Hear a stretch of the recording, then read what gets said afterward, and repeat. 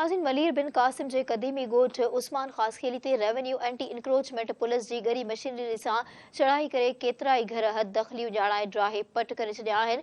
ॻोठाणनि जो चवणु आहे त संदन ॻोठ क़दीम आहे। Anti encroachment police, Malir police ऐं रेवेन्यू अमले बिना कंहिं सबब जे संदन ॻोठ ते चढ़ाई करे संदन घर ड्राहे पट करे छॾिया आहिनि।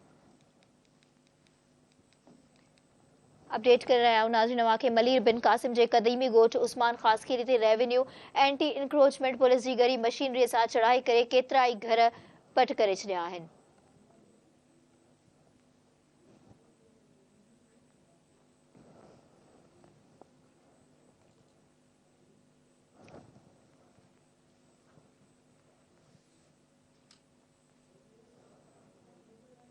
इन जा वधीक तफ़सील वठंदासीं। टेलीफोन लाइन ते मौजूद आहे धरती न्यूज़ रिपोर्टर सजाद छंजड़ो। जी सजाद, छा अपडेट्स आहिनि अवां वटि?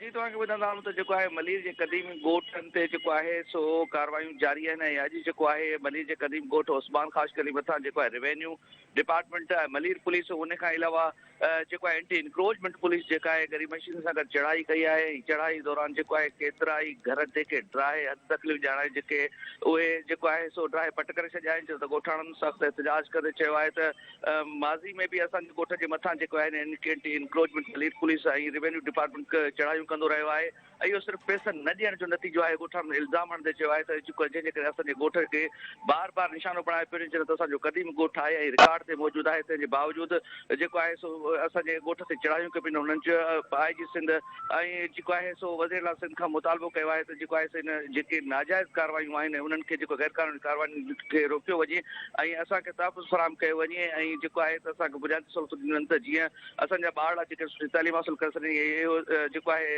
एंटी इंक्रोचमेंट रेवेन्यू डिपार्टमेंट जो इहो सलूक या अमल बंदि न थियो त उन जे ख़िलाफ़ सख़्तु एहतिजाज कयो वेंदो। जी सजा, तव्हांजी वॾी महिरबानी तफ़सील बाबति अपडेट करण लाइ।